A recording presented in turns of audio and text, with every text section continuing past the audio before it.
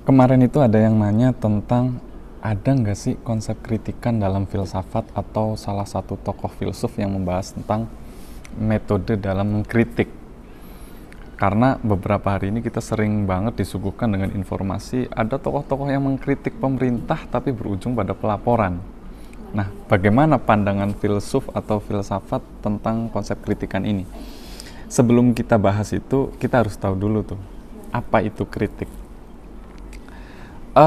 Kritikan itu adalah proses pemikiran kritis yang melibatkan penilaian, evaluasi, analisis terhadap gagasan, atau bisa juga terhadap pandangan atau konsep. Tujuan utama dari kritik itu sendiri adalah untuk memahami lebih baik suatu objek atau menemukan kelemahan atau ketidaksesuaian serta membangun pemahaman yang lebih mendalam. Kalau kita mengacu pada sejarah, sebenarnya konsep kritikan ini akarnya itu adalah dalam pemikiran Yunani kuno, terutama seperti filsuf seperti Socrates, Plato, Aristoteles, dan yang lain sebagainya. Mereka bertujuan menggali kebenaran melalui dialog dan pertanyaan-pertanyaan yang kritis. Pemikiran ini kemudian berkembang menjadi metodologi yang lebih terstruktur oleh filsuf abad ke-18. Salah satunya itu adalah Immanuel Kant. Nah, Immanuel Kant ini merupakan salah satu tokoh sentral dalam pengembangan konsep kritikan.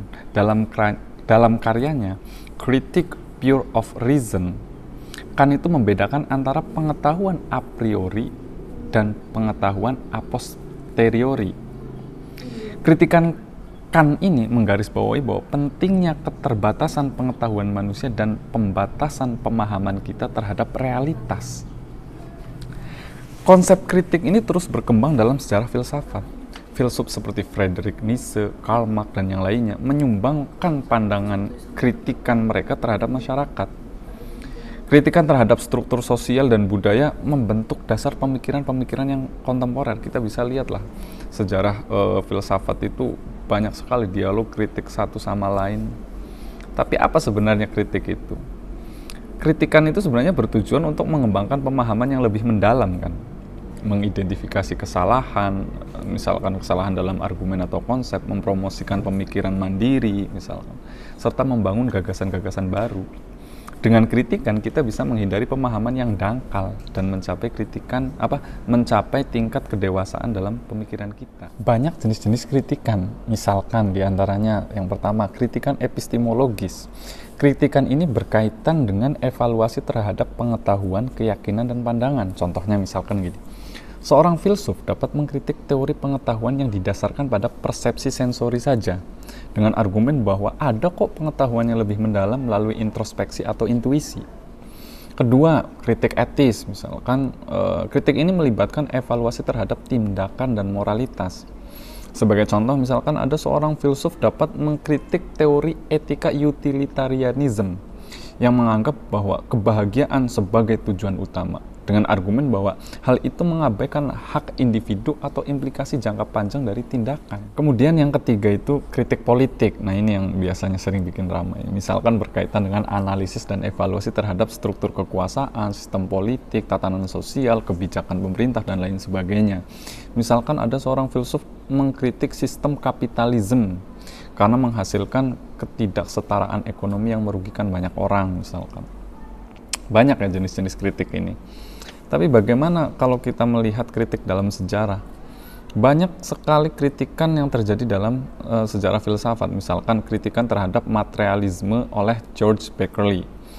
Berkeley ini mengkritik pandangan materialisme yang menganggap bahwa realitas hanya terdiri dari benda-benda fisik. Dia berpendapat bahwa benda-benda fisik hanya ada dalam pikiran dan tidak dapat diakses tanpa pikiran. Ada lagi kritik terhadap metafisika oleh Immanuel Kant, misalkan. Kant mengkritik upaya metafisika untuk mencapai pengetahuan tentang hal-hal di luar pengalaman manusia. Bahwa dia berpendapat bahwa pengetahuan manusia itu terbatas pada dunia pengalaman dan tidak dapat mengakses pengetahuan tentang realitas yang mungkin berada di luar pengalaman kita. Ada lagi misalkan kritik terhadap kapitalisme oleh Karl Marx misalnya. Marx mengkritik kapitalisme itu karena menghasilkan eksploitasi kelas pekerja oleh pemilik modal. Ia berpendapat bahwa sistem kapitalis ini menciptakan ketidaksetaraan dan alienasi dalam masyarakat. Banyak sekali ya. Jadi konsep kritik dalam pemikiran Immanuel Kant ini merupakan pendekatan analitis dan reflektif terhadap pengetahuan, pemahaman, dan pandangan kita terhadap dunia. Dia juga mengembangkan pandangan kritik dalam karya-karyanya, ya, terutama dalam buku Critique of Purism atau kritik terhadap akal murni. Dalam konsep kritiknya, Kant ini membedakan antara pengetahuan a priori dengan pengetahuan a posteriori. Kita bahas lebih mendalam mengenai perbedaan antara pengetahuan ini, ya. Jadi nanti akan saya coba buat analoginya. Jadi pengetahuan a priori ini adalah pengetahuan yang diperoleh tanpa mengandalkan pengalaman empiris atau observasi dunia fisik. Atau bisa dibilang pengetahuan yang bergantung pada struktur pemikiran manusia dan konsep-konsep yang melekat dalam akal budi. Jadi pengetahuan a priori ini bersifat universal dan bersifat sejati dalam semua situasi. Contoh misalkan, pengetahuan matematika dan logika itu masuk dalam kategori pengetahuan a priori karena tidak tergantung pada pengalaman konkret. Itu sudah baku. Analoginya misalkan gini, kita bisa membayangkan kita memiliki selembar kertas kosong. Meskipun kertas tersebut belum memiliki konten atau gambar, kita dapat menggambar garis lurus tanpa memerlukan referensi atau pengalaman sebelumnya. Garis tersebut itu adalah representasi pengetahuan a priori yang muncul dari akal budi kita tanpa melibatkan pengalaman konkret. Itu yang pertama. Yang kedua, pengetahuan a posteriori. Pengetahuan ini adalah pengetahuan yang diperoleh berdasarkan pengalaman empiris atau observasi dunia fisik. Pengetahuan ini bergantung pada data dan informasi yang diterima melalui indera dan pengalaman sehari-hari. Sehingga pengetahuan a posteriori ini bersifat terbatas dan mungkin tidak berlaku dalam semua konteks. Contoh misalkan pengetahuan tentang jenis tanaman tertentu yang hanya bisa diperoleh melalui pengamatan langsung.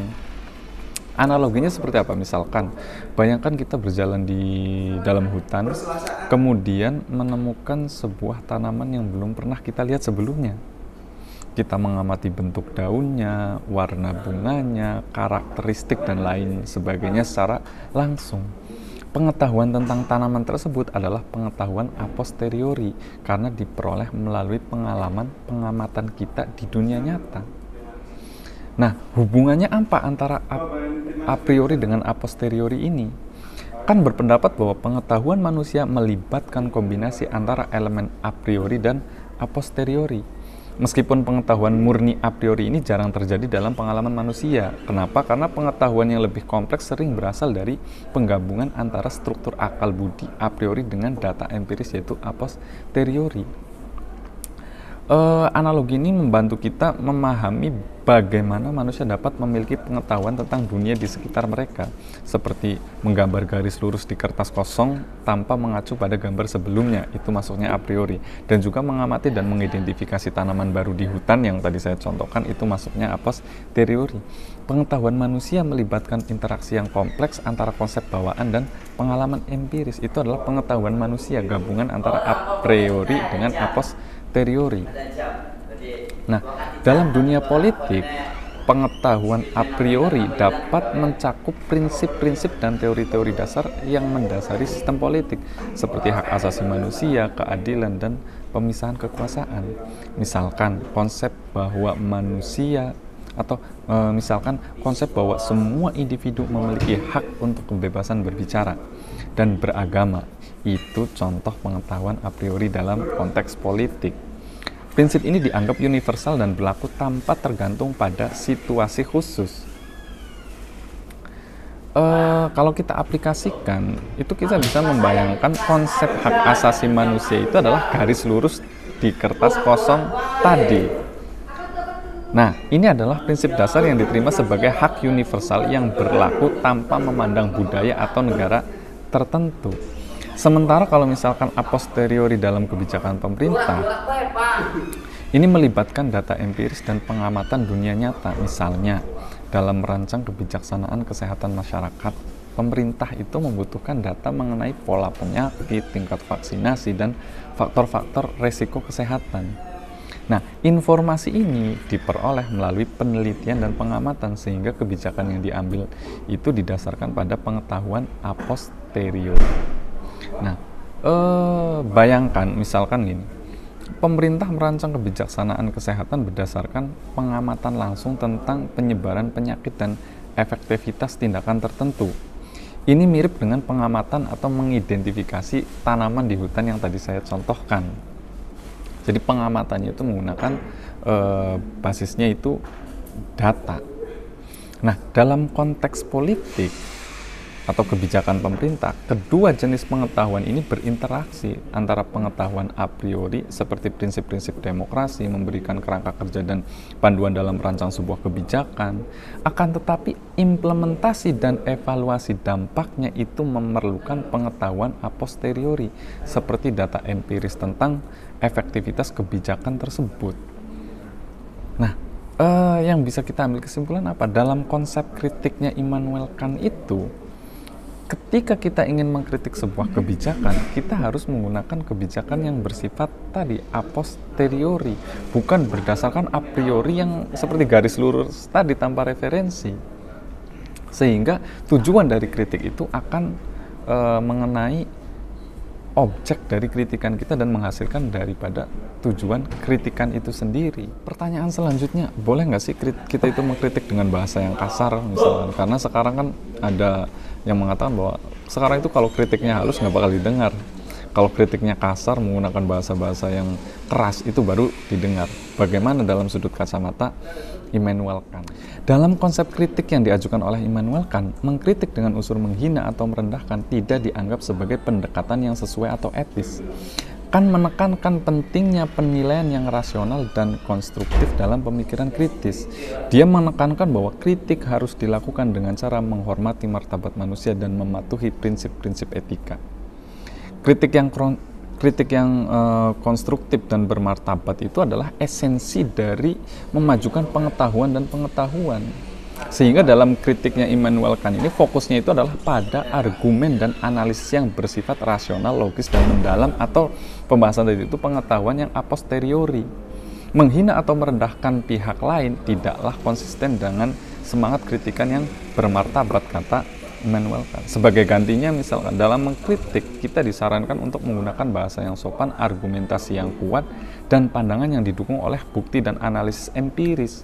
Ini memungkinkan dialog yang konstruktif, memajukan pemikiran, dan mempertahankan standar etika dalam berdiskusi dan berdebat.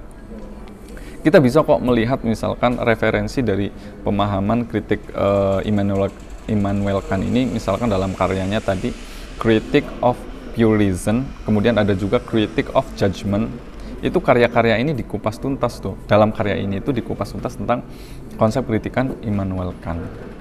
Teman-teman bisa baca dari dua buku ini. Nah, lantas kaitannya tadi, ya mungkin kita bisa menggunakan bahasa yang keras agar kritik kita didengar, tapi ada batasan-batasan tadi, norma-norma atau etika dalam mengkritik. Bagaimana menurut teman-teman? Saya kembalikan ke teman-teman, apakah kritik itu bagusnya dengan bahasa yang kasar sampai ada unsur menghina, atau cukup dengan bahasa yang sopan? Tapi kalau saya pribadi, keras itu tidak harus menghina. Kritik yang mendalam itu tidak mesti harus menghina atau menjatuhkan martabat orang lain. Makanya saya sepakat dengan pendapatnya Imam Syafi'i yang mengatakan intakid al-qola walakin ikhtarim qoilau. Kita boleh mengkritik seseorang, mengkritik pendapat seseorang, tetapi kita harus menghormati orang yang kita kritik.